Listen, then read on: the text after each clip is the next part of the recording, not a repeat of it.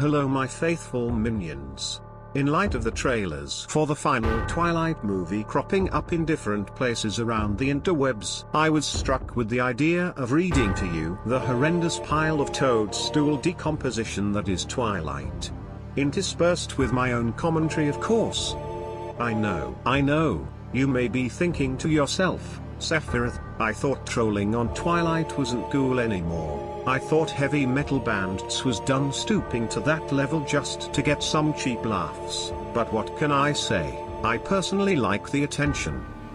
But I am getting off topic here. You came here to listen to me drone on about unrequited love, forbidden fruit, sissy sparkling fairies and lambs eating lions. So here we go.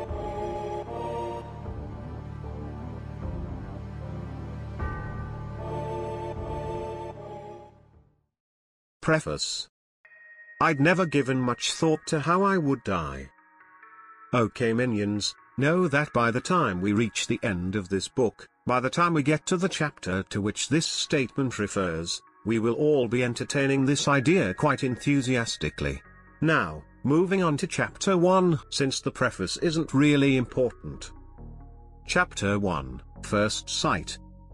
Since a lot of this book is filled with the narrator's incessant bitching, I'm going to summarize to spare you the agony. Alright, so basically, what happens is that dear narrator, whose name we quickly learn is Bella, moves to Forks, a small dinky podunk little redneck town on the Olympic Peninsula of Washington state. She bitches and moans about it the entire way there, mostly about the weather, and never really tells us why she's moving there except for the fact that it makes her absolutely miserable, because, you know, if you hate a place with every fiber of your being, it would only make sense to move there. I'm pretty sure you all know what I would do in that situation.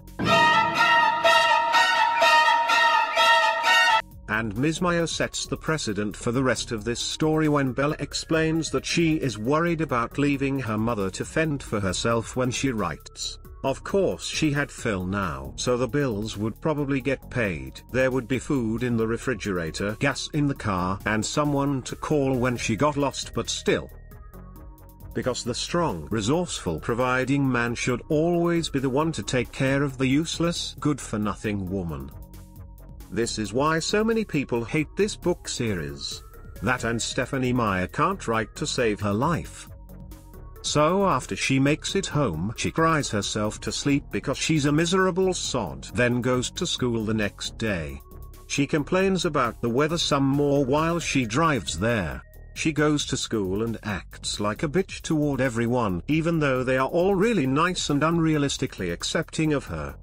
It takes about 10 to 20 pages for us to get to this point because there is so much unnecessary complaining between the lack of description of people, places and things. The only thing that really is described in horrendous detail is the weather and how it's raining. All the time. Because if you don't keep reminding us that it's raining, we might forget. Here's another example of how superficial this book is. When the bell rang, a nasal buzzing sound, a gangly boy with skin problems and hair black as an oil slick leaned across the aisle to talk to me. You're Isabella Swan, aren't you? He looked like the overly helpful chess club type. You see, she doesn't even know this kid and she's already judging him to not be good enough for her. You may argue and say that this is Ms. Meyer's attempt to set up the contrast between the normal humans in this book and the vampires. No. This is nothing more than the author being a stereotyping, superficial asshole. Then Bella goes to the cafeteria with a girl she meets in her math class to sit with some people whose names she doesn't even try to remember because she's a self-absorbed bitch wallowing in her emo bubble of hell. I'm not kidding either. We sat at the end of a full table with several of her friends who she introduced to me. I forgot their names as soon as she spoke them. See, a self-absorbed bitch. And then we get to what we might consider the good part of this chapter, considering Ms. Meyer cares about nothing else in this book but her wet dream fantasy characters, who go by the surname Cullen. They didn't look anything alike. Of the three boys, one was big, blah blah blah. Honestly, who cares? She puts more description into these stupid albinos than her main fucking character, who we still have no idea what she looks like. And yet they were all exactly alike. Now hang on just a minute. Do you remember what I said about 30 seconds ago? They didn't look anything alike. Of the three boys, one. Make up your mind, you stupid woman. They're either the same or different. Not both. But all this is not why I couldn't look away. I stared because their faces, so different, so similar, again with the contradiction, get used to it, were all devastatingly, inhumanely beautiful. You see what I mean? Superficial drivel. Not worth giving up the brain cells needed to read this crap. And we're only on chapter 1. Oh, how I can't wait to go through the rest of this book. Goody for me. And this chapter goes on. Sigh. Then Bella asks the girl at her table whose name she forgot because she's an asshole who they are, and we get the entire family tree and history, and somehow, Bella remembers every detail even though she has no reason to care about these people at all except that they are beautiful and totally not ugly like the people at her lunch table who are mere mortals but are at least making an effort to be her friends. Now Bella is either super observant or Ms. Meyer has no fucking clue how to create actual foreshadowing. For instance, how she says that Edward is a vampire right on the back of the book. There's no mystery, even though there could have been, and she sets it up for like half of the unnecessarily wasted paper which was already wasted to make this stupid book. Anyway, I have a reason for saying this, and that is because it pertains to the next paragraph. As she looked up to see who I meant, though already knowing, probably from my tone, suddenly he looked at her, the thinner one, the boyish one, the youngest perhaps. He looked at my neighbor for a fraction of a second, and then his dark eyes flickered to mine. He looked away quickly, more quickly than I could, though in a flush of embarrassment I dropped my eyes at once. In a brief flash of a glance, his face held nothing of interest. It was as if she had called his name and he looked up in involuntary response, already having decided not to answer.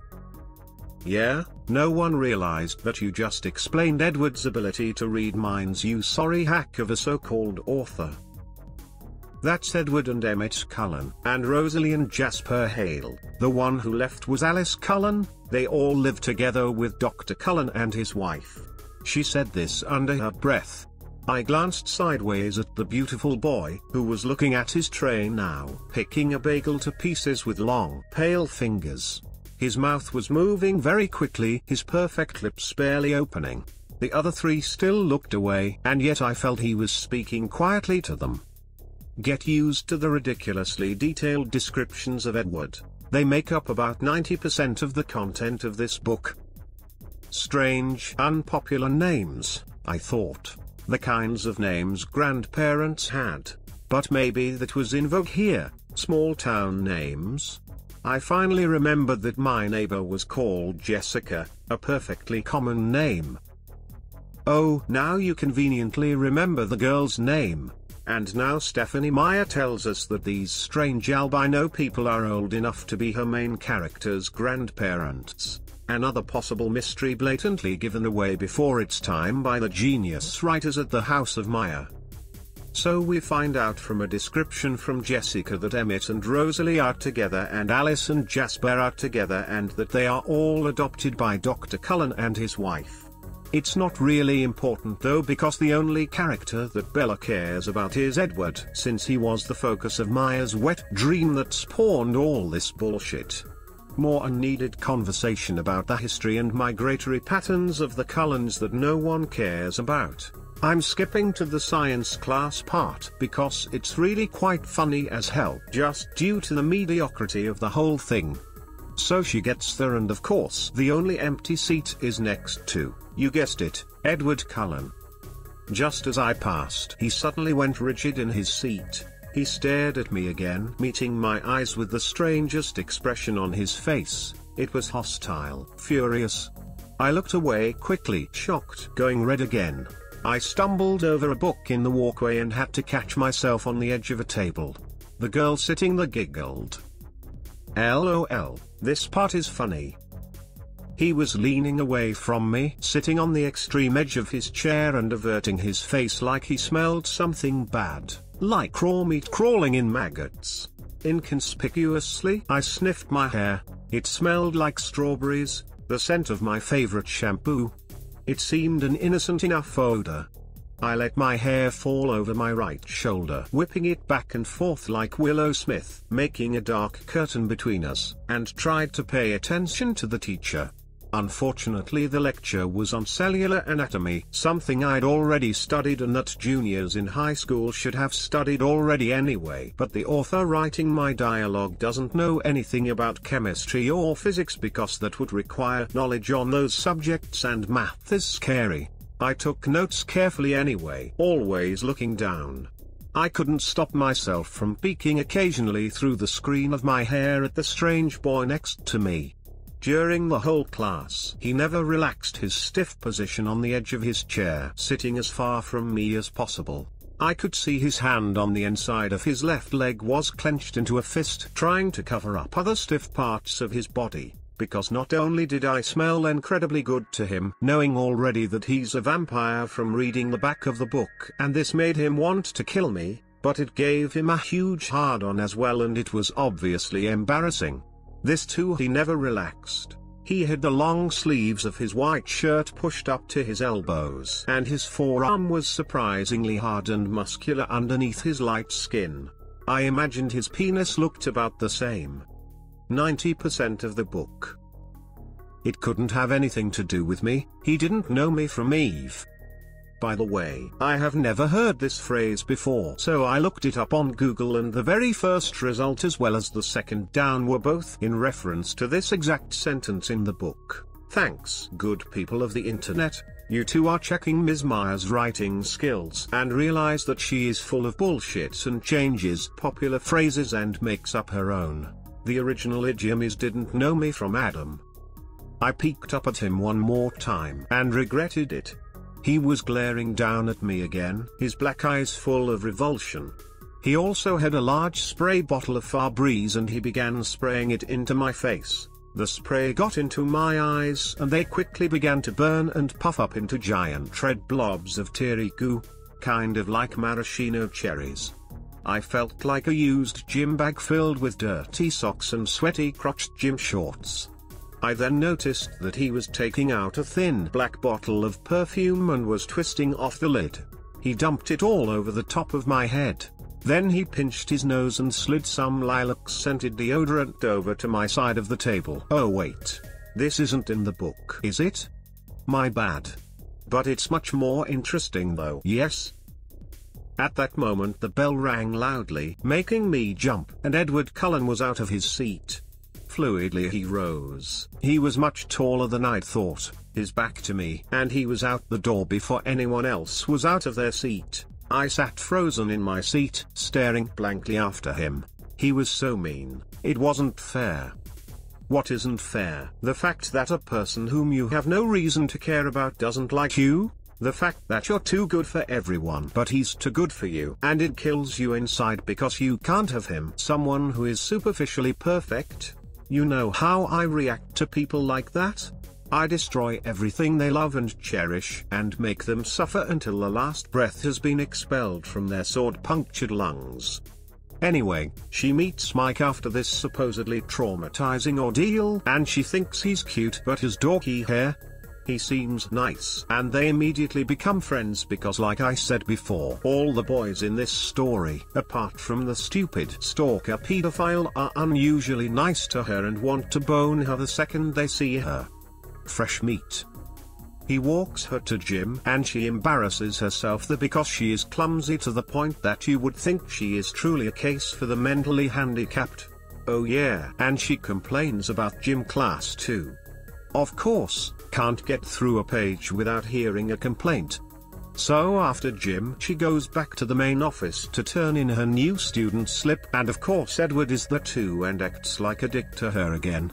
It turns out he's trying to change out of his science class so naturally because she has no reason to care about him. She assumes it's because of her. Another reason to assume that Bella is a self-absorbed bitch.